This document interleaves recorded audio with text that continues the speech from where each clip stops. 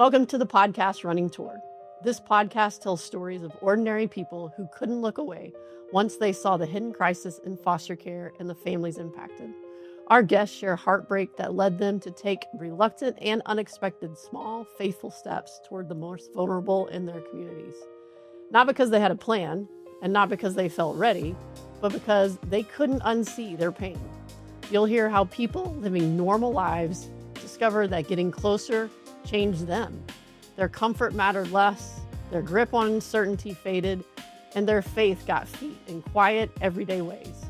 Ending the crisis for one or for all isn't a quick fix. It's a long, slow, often messy journey alongside one of the most overlooked and misunderstood groups in our community. Running Toward gives you a front row seat to the hidden crisis in foster care and the families impacted, and to the ordinary people who choose not to look away.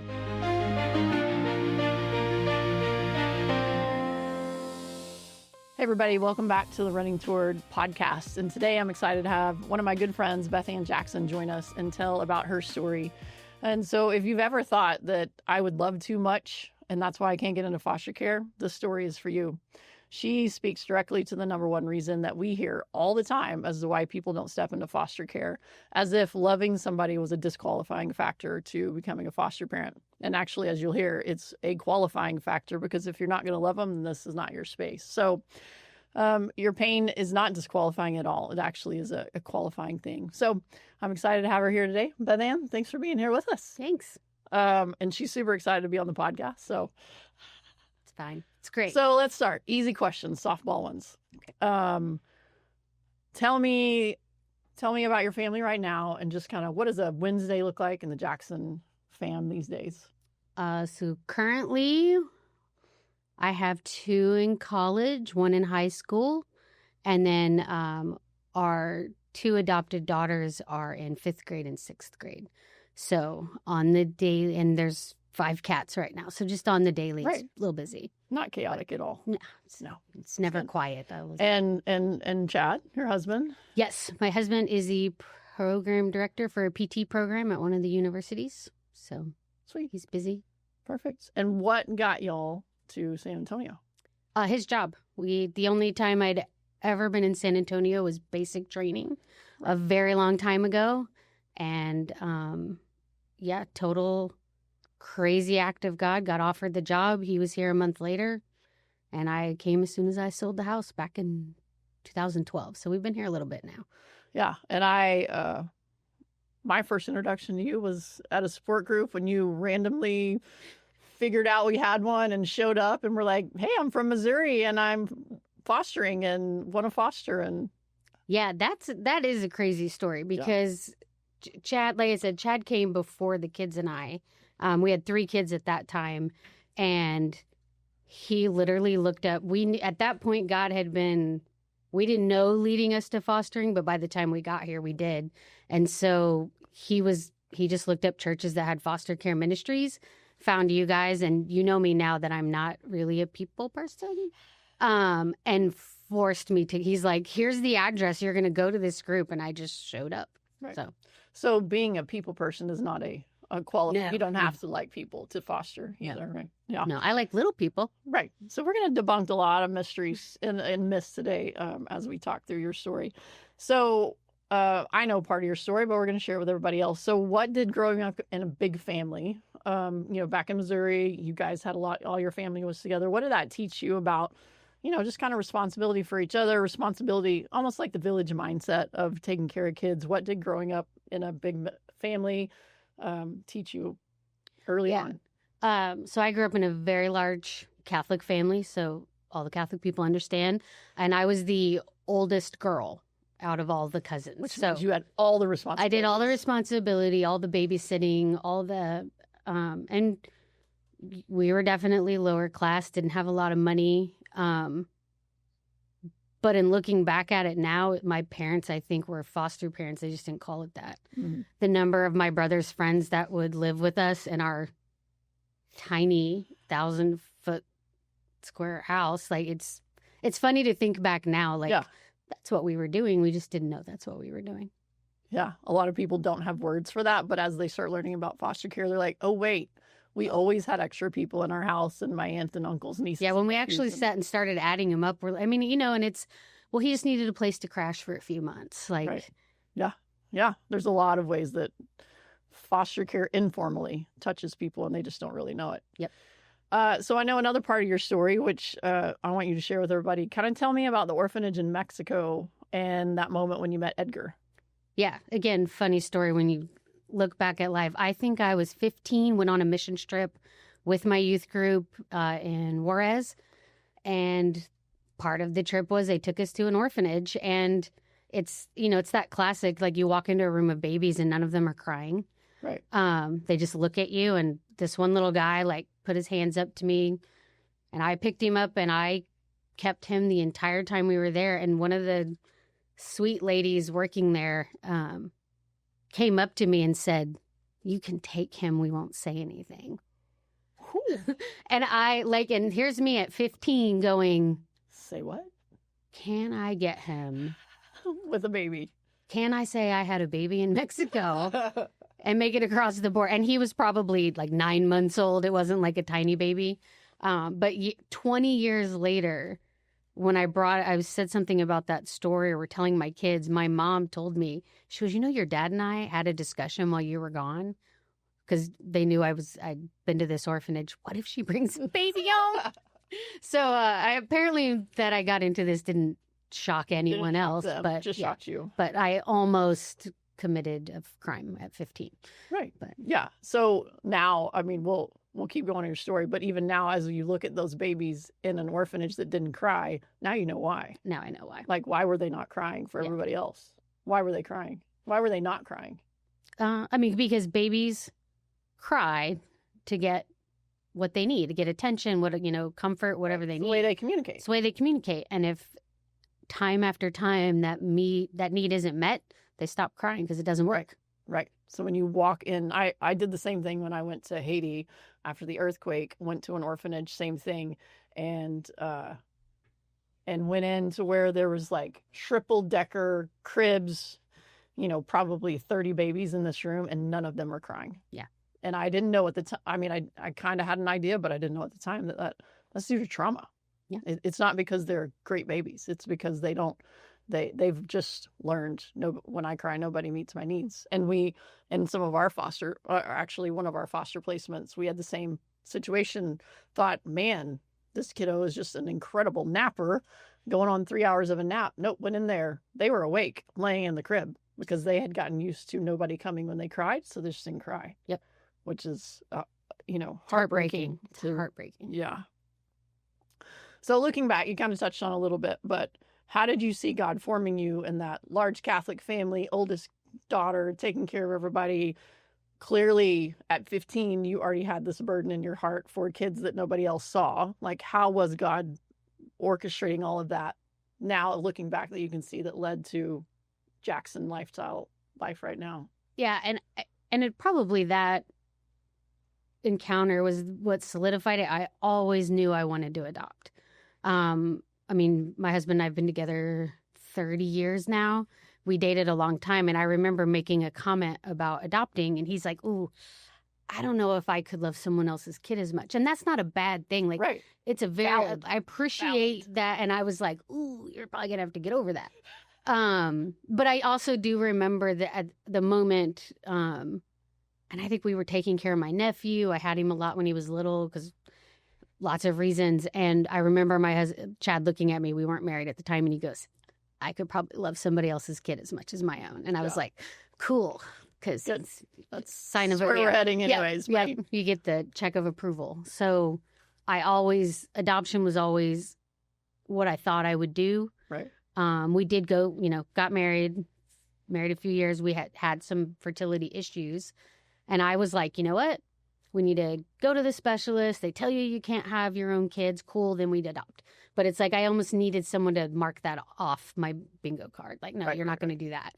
And then the month before we were to see the specialist, we found out we were pregnant. I then had surprise 3 kids in 3.5 years, which I don't recommend. And I'll just be completely honest. Like, in infertility, it's serious, and I do understand it. But for me, I just never had that need to birth my own child. Like it was great-ish, but I don't enjoy pregnancy. I get very sick. And when I was pregnant with my third child, I remember telling the doctor at the first visit, I cannot be here again. Yeah. So whatever we do, this has to be the last time my body is pregnant. And so we did all of that. And he was, I think, 2 months old when I was on adoption websites. Because I'm like, this is not my family. Like, my family's Right. You knew it wasn't complete. done. Even though I had a 3-year-old, a 2-year-old, and a newborn, I was like, I know adoption takes years and it's a lot of money. And so we got to get on this. Yeah. So I hear you talking a lot about adoption. Like that was part of the beginning story, but we're here talking about foster care. Yeah, I was never going to do that. But you said you were never going to foster. So what was that? Like, why was there like, I will never foster? Because I wasn't going to give him back. I used to make the joke of it's going to be like the O.J. Simpson Bronco chase. There's going to be a minivan on the news, and I'm driving it with this baby, because I'm not going to give him back. Yeah. With my husband, I mean, we were in a rural area, and he did it's called like their First Steps program. So because he was the only PT in the county that would see kids, so he saw a decent amount of kids that were in some way in the foster care system, and it's horrible. Mm-hmm. And I was like, yeah, if I take a kid out of that, I'm not giving him back to those people. Mm-hmm. Yeah. Yeah. Which is not the foster system. It's not the foster. Yeah. Right. So, I mean, you kind of touched on it, but even in infertility and adoption, like what felt harder, loving a child and keeping them that wasn't your own, or loving a child and letting them go back to somewhere else? Could not visualize letting them go. Yeah. And it took a lot of years and a lot of God. Actually, funny enough, one of our neighbors was, and again, rural county, so everything's small, everyone knows each other, but she worked for DFPS, and I remember making the comment because she had to drive to Kansas City, which was several hours away. It was the closest really big city. I was like, why would you drive there? Like, why'd you have to go there today? She said, I dropped kids off because there were no foster homes. Oh, in your area. In our area. And I mean, when I say rural Northwest Missouri, I think it sounds a lot like West Texas, but more green. With trees. Yeah. And then to take them to urban inner city, Kansas City, I was like, that is a culture shock for an adult. And I can't even imagine. For a child. Yeah, where we threw these kids. That was probably the first kernel of. So, but even with that, you're still like, nah, not my space. I'm not doing that. I'm still going adoption route. Well, no, it was adoption route. International adoption was always what I was going to do. Had a lot of friends who had done it, and we started the process and got pretty far several times, and then those doors just closed. Yeah. For insane reasons, to where it was either a financial thing or a country thing. Like, we were on track to be one of the first American couples to adopt out of the Dominican Republic. We had friends who were missionaries there. That's what we were going to do. And I mean, we were a ways. There were attorneys and all the things into it when the Dominican just kind of went, no. Yeah. Like, nah, we're not going to do that right now. Yeah. So how did you wrestle with that? Because that, in your story, you're like, I mean, from early on, kind of confirmed at 15, seeing all these things along. My husband now is in agreement. Like, this is what we're doing. I had infertility. Well, that, that shifted, and now I have biological kids, but that burning heart called to like, no, I still feel like I'm going to adopt. And now you've done it. You've pursued it twice, and neither one of them have panned out. How do you wrestle with that? I mean, I'm just a practical person, and like, all right, that didn't work. What do we do next? And when it just became clear, international adoption, it was not going to be something we could afford. Yeah. That was it. I mean, I think that I was like, I don't know if there was like a light bulb moment of, oh, we need to foster. Yeah. But you still felt a burden to like take care of kids. Yeah, but I knew I was still supposed to adopt it. I know I was supposed to adopt a child. Right. So if that's not the door, then that started that conversation with my neighbor when she's like, yeah, we don't have a home that'll take them. I was like, yeah. how often do people adopt if they, I mean, that was pre-Google, old, but like then it started to go, how often do adoptions happen out of foster care? Yeah. And, you know, you can, I mean, we would never tell someone like to go into foster care in order to adopt, but the reality is a lot of kids get adopted out of foster care. It's actually like 50%. Yeah. And there's, I mean, and there, and you know it, but there's that, we always called it the, what was it, like the unicorn of legally free? Moses Law. Yeah. Babies. Like they'll tell, they'll tell you that this baby is legally free to be adopted. And it's like, it doesn't really exist. Right. Because at any time a family member can step in. And, but in those early days, I was like, oh, maybe this is how we're supposed to adopt our baby. And, oh, well, you know, when you do an international adoption, they're not babies, they're older. Right. So it kind of started there. Talked to my husband about it, and he said, no, absolutely not. What was Chad's hesitation? That I would be hurt. That you would give your heart away, the baby. Because he's like, you're going to be on the minivan on the news, and I'm going to be here with the other kids. I don't want to have to bail you out. Right. But yeah, so that's a total God thing so I think I probably made that shift somewhat quickly. Yeah. Because it's like, that's not an option. That's not an option. All right, then this must be it. I think that's one of the threads that I see and that you guys will see through all these stories is just a grit, a passion and a perseverance of like, okay, like I know this is what I'm supposed to be doing. Once, you know, as people have heard my story, it was not in my plans, and Mike Sherrill also not in our plans. But once the Lord wrestled with us enough and we gave up, and we're like, no, this is if I don't do this, I'm not being obedient. And once you made that switch, then it's like a dog on a bone. Like, no, this is what I'm supposed to be doing. So if it's not this way, door shut, great. If it's not this way, door shut, great. And it's like, okay, but I'm not going to go to that door and be like, all right, God, box checked. Like, I'm out. Like, you told me to adopt. It didn't work out. So clearly I'm not supposed to. Because ultimately, if you don't have that grit, you aren't making it through foster care. Probably not going to make it. No. For me, it literally is. I mean, I remember looking at the announcement photo we put out, after Ruben was born, us and our 3 kids. And I was like, it's not done. Yeah. That's not our family. I mean, like, that's our family right now. Right. But I was like, that's not the whole picture. Yeah. But I didn't know what the whole picture looked like. Right. Yeah. So you felt a nudge. Chad was like, no, I'm here. I know you're going to get hurt. I can't, as your husband in good conscience, support something that's going to end up hurting you. So what happened? God. Yeah. It's that easy. It's the same way we act. Like he said, it's just one of those praying about it. And he's like, God just made it super clear. So at the time we started to look into fostering in Missouri was when the big Texas move came. Mm-hmm. So that, moving to a state and a city where we knew absolutely no one. No support system. Absolutely no support system. But we moved here, like I said, I got here at the end of August. We were licensed by the spring and had our first placement before summer.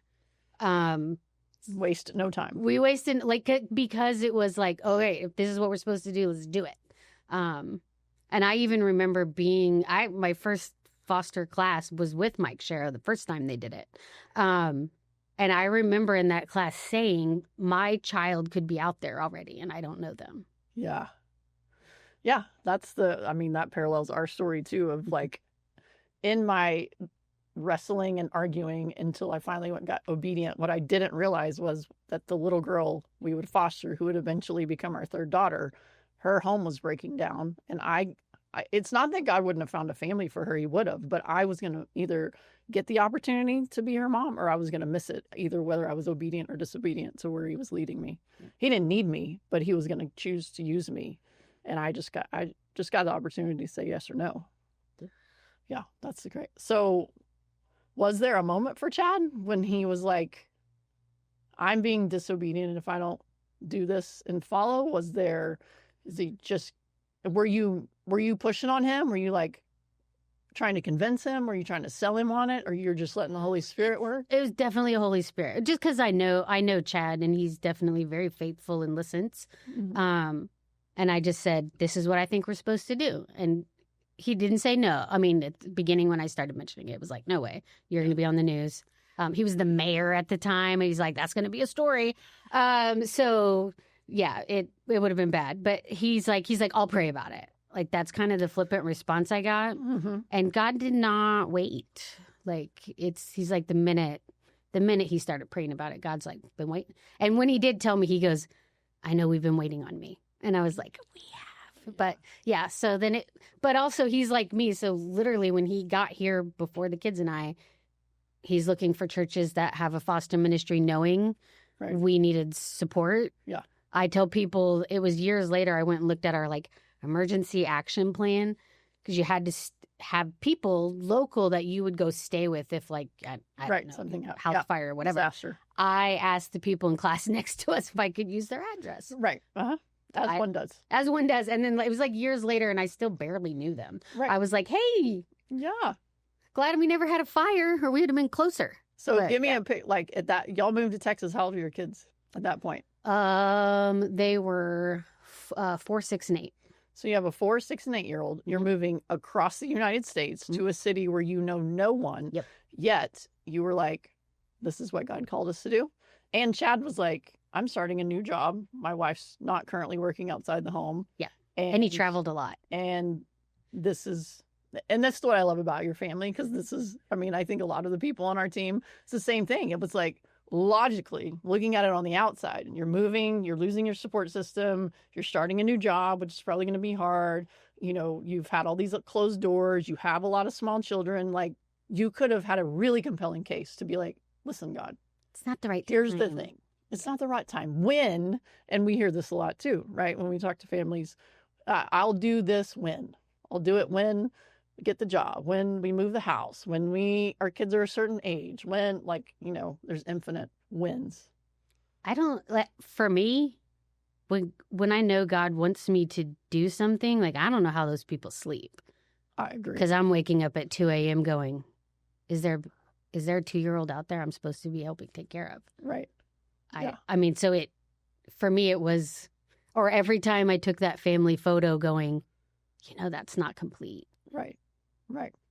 So there was just like and I felt that too. And we've heard that from other people. Like, there's just an uneasiness that you could medicate, right? You could keep running, you could throw yourself in all kinds of things and ignore it, or you could sit with it and figure out, what am I going to do with this? Yeah. Well, let's shift a little bit. So you've started fostering, you and Chad got licensed, you just moved to Texas, you've come and had to meet people when you don't really like peopling, and you've gotten, you know, looped into our support group at Grace Point that was just a ragtag bunch of drowning foster parents supporting each other, which is not the ideal circumstance. Anyways, but tell me about Baby A. Baby A was gorgeous. But we were told day one, like, hey, it was a really, really young couple that had a baby. I mean, they were 17 or 18, I think. And like any case, you don't get a lot of info. But when the caseworker brought her, they said they had families step up. So we knew they just need to run background checks. This is going to be a short-term placement. Right. And it was. I think we had her 6 weeks. So we knew day one it was going to be short. The thing that you feared the most was the very first kid. First rattle. And I'll be honest, like, so we knew from day one she wasn't staying long, but you know, we still took this baby on a vacation with us because it was planned. She got to meet lots of people in Missouri. I'm sure that kid loved it. And as she was, she was 1. She wasn't quite 1 yet. And when she left, I cried. My oldest daughter cried. Like, we were a little like, I mean, even knowing from day one, it was still hard to go, we loved that baby as much as we could. In 6 weeks. And then 6 weeks we had her. Yeah. So, yep. Yeah. So you guys went through, so you have Baby A, 6 weeks, everything that you feared, you know, you couldn't do, Chad feared that you couldn't do. How did that 6 weeks encourage you, embolden you, strengthen you, like, to know I can be purposeful for 6 weeks. I don't have to keep them forever. Like, I'm okay if it's painful, but it's worth it. And I'll go again. Like, talk through what you're feeling then. I mean, I think, you know, everything they talk about in all the many, many, many classes you have to take, and they tell you, like, you know, birth parents are the best. And there's that part of you going, are they? Right. I think I'm pretty good. Like, and that case is probably the one, and I know you know this story of meeting, well, and again, the weird God thing of in fostering, at least where we're at, you're never just going to end up in a random elevator with one of their parents. Right. I ended up in a random elevator with a young man. I have my 4-year-old with me. I'm holding this baby, and you know, he's just kind of like smiling, making faces at her. And I stopped and I go, "Do you know her?" And he's like, "I'm her dad." Okay, and I just like immediately handed her to him and was like, "It's great to meet you." Trying to come up, what do you talk about? Like, and you know, Right. she was almost 1, so she had her own little personality and quirks. And I remember asking him something about we were struggling with feeding something, and we just had like a elevator conversation, nothing major. We got off the elevator, he and the mom, they go have their visit. And when we went to leave, this is the part that's going to make me cry, you jerk. You know, the caseworker just tells us, like, well, you guys go ahead and leave, like me and my son. And this dad grabs my arm. And, you know, there's a moment of like, I mean, you're like, whoa. I'll throw punches. Yeah. But and I'm taking his baby. Like, I have the baby back, and I turned to leave, and he grabbed my arm and he said, I was in a lot of foster homes as a kid. I never had a foster mom like you. Thank you. And I was like, oh, it was horrible, y'all. It was horrible. Mm-hmm. I did nothing but have a polite conversation in an elevator. Right. And respected his role of, if I'm holding someone else's kid and they want their kid, you hand them their kid. That's it. Right. And then to go back and look at the paperwork of that kid had been in and out of foster homes, had no support system. So for me to have the arrogance could I have given her, I don't know, quote unquote, better life? Right. On an American. Yeah, absolutely I could. Dream standard. Because me and my family were multiple steps away from ever being in that position. Right. But there's a lot of people who aren't. They are one getting fired, having a fire, being in an abusive relationship away from where they could lose their kids. Right. Like like you said, and I'm in a city where I'm starting fresh, but I still had enough of a support system to call on that they didn't have. Yeah. But yeah, that's probably the moment I just went, bio parents aren't the bad guys. Right. This is just what life has done to them. Mm-hmm. Yeah, that young man didn't know what being a father was. How would he know? He never had one, obviously. Exactly. Yeah. And that's another common thread that I think you guys are going to see through this podcast is all of us did not come in with the most Jesus-like attitude towards the system or the people involved in the system. All of us came in pretty judgmental. You guys heard that from my story, but and I think that's where we get to look at the life of Jesus.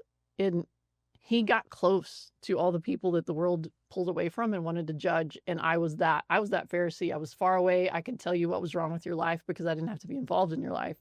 But once you get close, like for you, the elevator, for me, it was sitting in the DFPS office next to the, when you're holding a baby and you're like, who's looking at this child? Because I don't know who mom or dad is. And I sit with mom over weeks and weeks and get to know and hear her story similar to this guy. Like, I'm like, but for the grace of God, like, it makes total sense that you're sitting in here visiting your daughter because you got in an abusive relationship because you had nobody. And that's where I think the only way the foster care system changes is if that gap between what I think I know about you and what is actually, and I stop judging you and start helping you, it doesn't change. It doesn't change. So thanks for sharing that story. I'm not sorry I made you cry. Thanks. So now you've had, this, your first go round. What's next? Who's next in the pipeline? We did this same thing again. And then I can be very honest, our second placement, same age as the first placement. And that one, I definitely asked more questions about the parents, and I find out abusive relationships and, all of the things where you go, yep, this is not surprising that this kid is in my house. I'm just gonna be real with you. Me and this baby did not bond. Yes. At all. Which is also another one of the myths, right? That you can just love, like you can love anybody and love will fix everything. Wrong. Yeah, I gave that baby everything she needed. Right. I did not like it. Yeah. She, and again, knowing the story of what her first few months of life were like were traumatic, but she needed to be touching me at almost all times, to sleep, to do anything. I tell the story of, it was years later, I found this picture of me laying on the couch. It had to have been a Sunday because I was dressed nice. And I look like a corpse. Like I am like asleep. Like I look dead. And she is sitting next to me on the couch with a hand on my face, just chilling. Just making sure you're still there. Which again goes back to the not necessarily liking people. But that's what she needed from me, was just that constant touch bond to feel safe. And that's what I gave her. Right. And when she left, I was okay. Right. There were no tears. It's different seasons. But after that kid left, like I just remember, I want to say our first baby left on a Monday. We had her by Friday. And then when she left, because I'm thinking, like, oh, this is affecting my children. Right. Oh my gosh, they're 4, 6, and 8. Like, how are we and they're like, when's the next one get here? Like, they don't even know. Right. But, and then we actually ended up waiting quite a while before we got the next one, and she still hasn't left. Yeah, that was the next place we're going. So when next placement becomes permanent, how does that affect your understanding of foster care? Different parental dynamics, different child dynamics, different system dynamics. How does that, that's foster care. It's, it has all different flavors. So this one, different than the first two. Yep. How did that one impact you, impact your family? I will say with that placement, like from early on, they kind of were like, you're probably going to keep her. How old was she when she came? She was 3 months old. She'd been in foster care since birth. She had a lot of drug exposure in utero. So she'd been in a foster home for a few months that did not want to adopt, weren't capable. And so she was moved to us, who were willing to adopt. And God bless, I through our job, I got to meet that first caseworker, who I think was 20. Yeah. Very young. One of her first cases, she was amazing. I won't mention her name because it would embarrass her, but she's an amazing caseworker. Said, yeah, you looked like her. I picked you.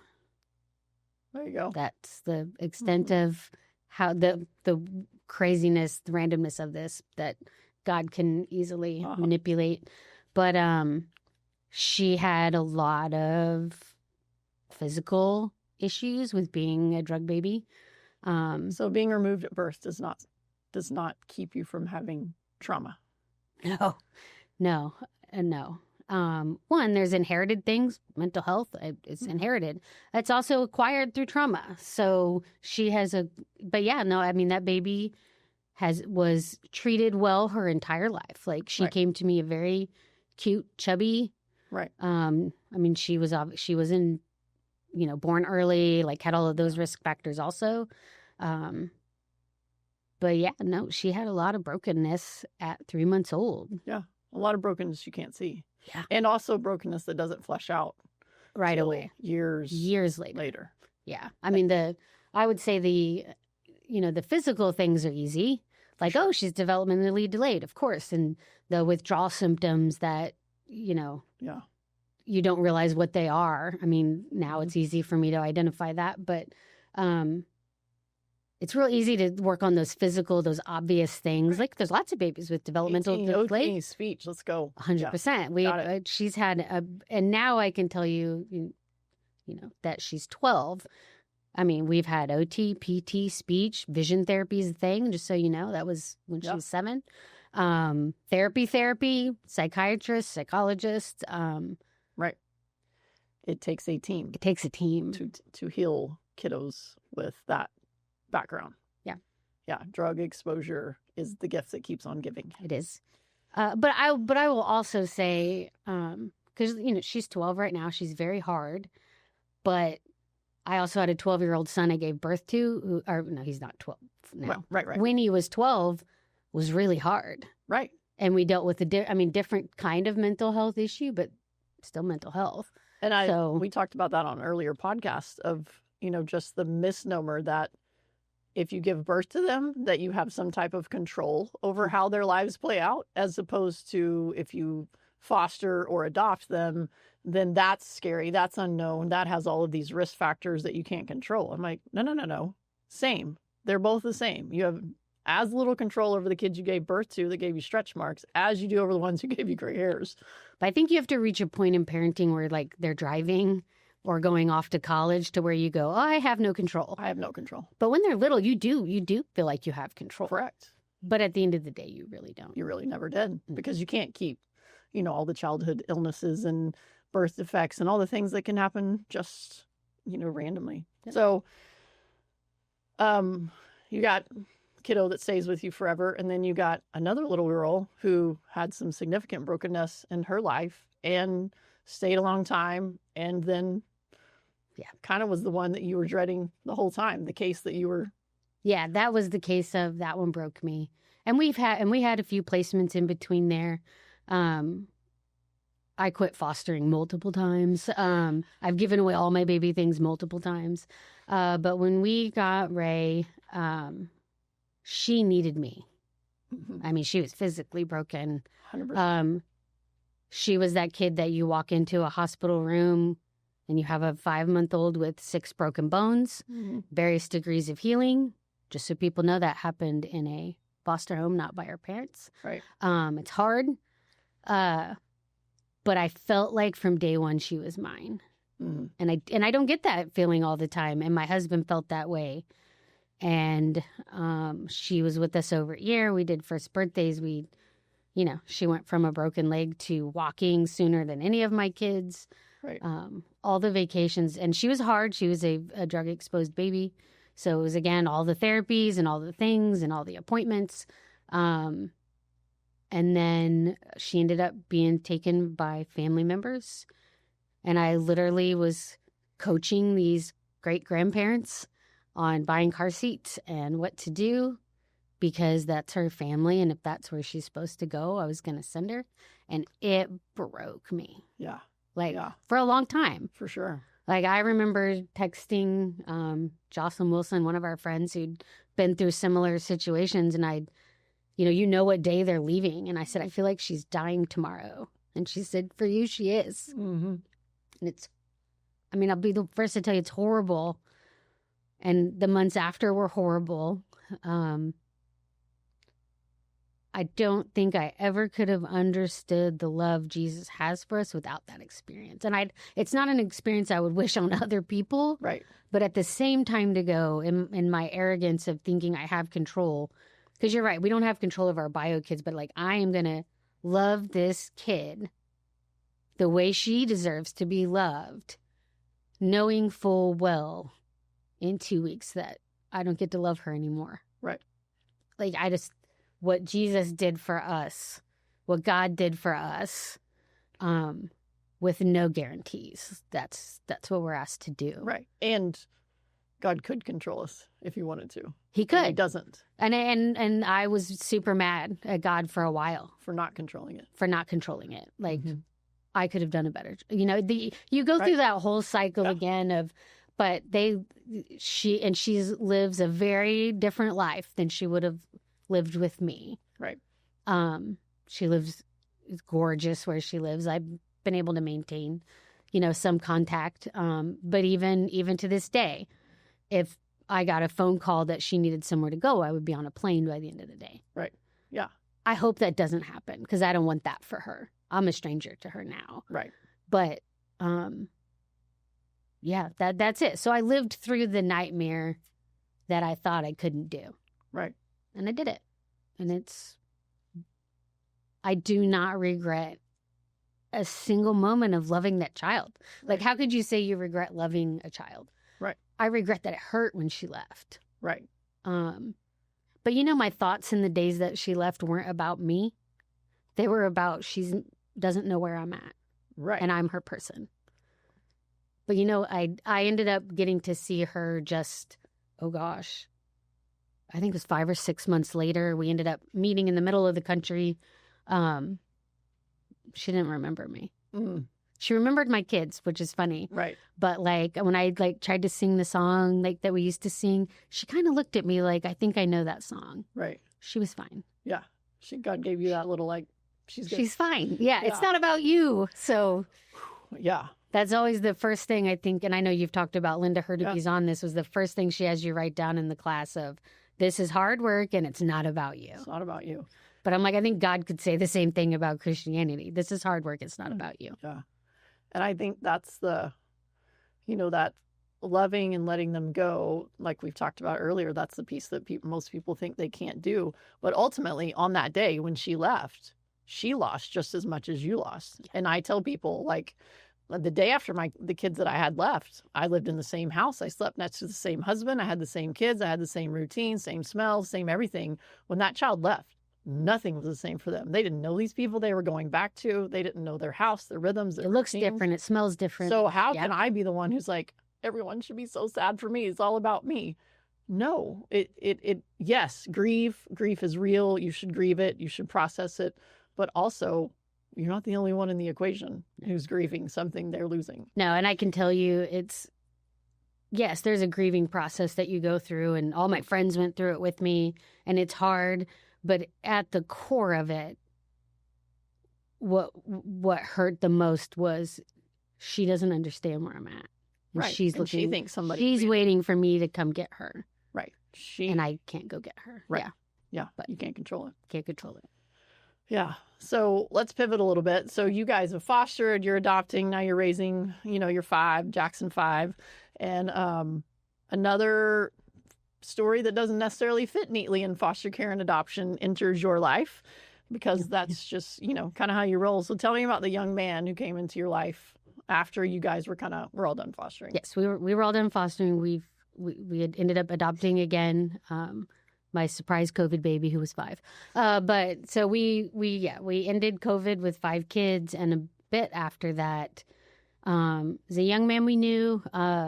He graduated with one of my kids, with my daughter, and had a rough home life. He had been in foster care. He was adopted out of foster care. That home life was not stable. Mm-hmm. It was I hate to say what people would consider a more typical foster home, probably. And he hit 18. Parents separate. He was the last one in the home, last kid in the home. And, mom's new significant other didn't want an 18-year-old boy. So, we get the call that he was just couch surfing from person to person.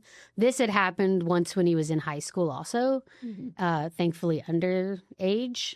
And, when they're couch surfing and living with whatever friend, they do whatever, get into whatever that friend is, and had gotten himself into some trouble then. Right. So at this point, it's, 18, has nowhere to sleep.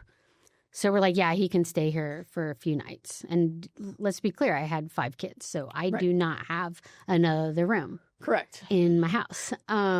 So he was literally couch sleeping at that point. And then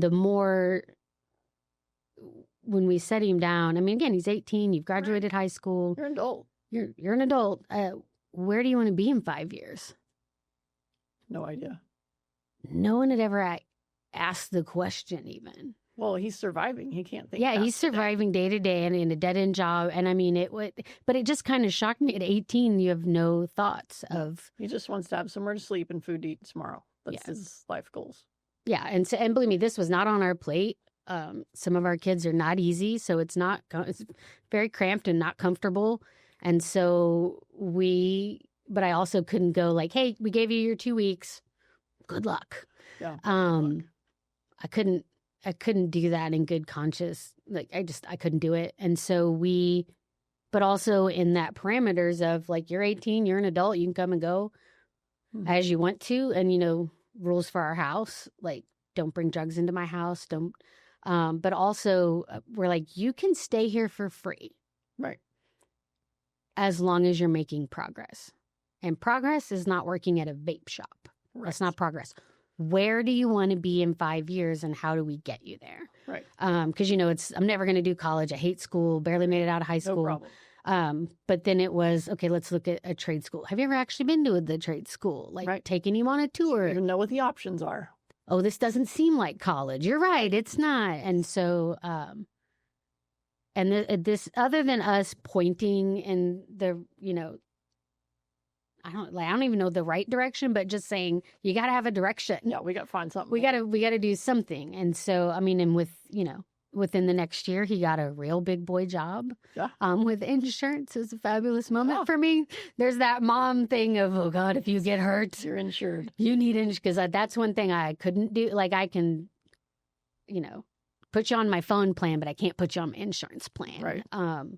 But yeah, so he's fully adulting now, out on his own, paying rent, paying his bills, got a non-dead end job. So what has it been like watching him move from, I just need to have a place to lay down tonight and food to eat tomorrow, to a kid who now is like big boy job, insurance, 401k, and has things that he wants to do in his life? Oh, I mean, for me, it's just proud. Like, I don't really feel like I had a huge part in it, like, because I feel like he did all the hard work. But what I look at him now is I go, I just broke a generational curse. Exactly. Because his kids, which I can now say will probably end up being my grandkids because he started dating my daughter. Like that was all after the fact. That doesn't normally happen. They're not going to end up in foster care because we're teaching him what family looks like, and he's still not comfortable with it. Right. Like it's still, our family is still very odd to him. Right. Like there are just, I mean, he spends every Christmas with us. He was at my house last night, but there's stuff where he's just like, no, I got it. I'll do that. Like it's weird for him. Yeah. Cause that's not what he came from. Right. And so, but again, it goes back to that. He was that one step from disaster of losing it all. He was on that tipping point. Yeah. And it could, and yeah, I know you say you're not the hero and we hate hero language, and that is definitely not what I'm saying. But you were a deciding factor on, in that moment, is he going to continue couch surfing with his deadbeat friends who are just going to point him to, probably illegal stuff. Yep. That's going to end up. Or he's going to get some girl pregnant. And that kid's going to end up in care. Yeah. Or is he going to do and yes, he had to do all the hard work, and kudos to him, because it's so hard for them to be courageous enough to be like, all right, I don't know about this family thing. And the last time I did this family thing, it didn't work out so well. And it was pretty painful, but I'll keep trying. So it had to go on both ways, but there had to be somebody he felt like, all right, they care enough to root for me. So I'm going to care enough to listen to them and try to start making different choices. Yeah. Than I saw growing up. Well, I think it was just thinking about the choice of like, okay, if that's what we're going to do, what does that look like in 6 months? What does that cost? Like just that planning aspect of it. Right. But yeah, I mean, like it's good. I mean, was I happy when he moved out? Yes, I was. Like one less kid. Because again, very cramped space. That is the goal. That is the goal. The goal is for all of them to leave eventually. Yeah. But and believe me, he was ready to go too. He was not a fan of 4 younger siblings, and it's a lot of people. It's a lot of people at our house. But yeah. So that's cool. Proud of him. I love it. Well, we'll kind of land the plane here with a few questions, but if you could, what do you think people most, in your experience, what do people most misunderstand about foster care?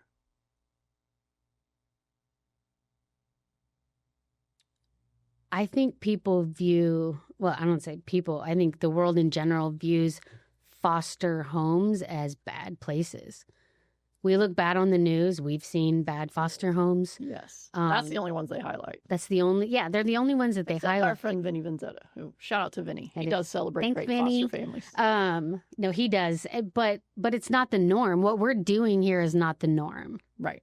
Because it is hard. Right. And I know you guys talk about all the reasons it's hard, but regular, everyday Christians, whether you consider your lifestyle family, you could be single or whatever, need to stop and go, what is it Jesus is wanting you to do in the community that he's put you in?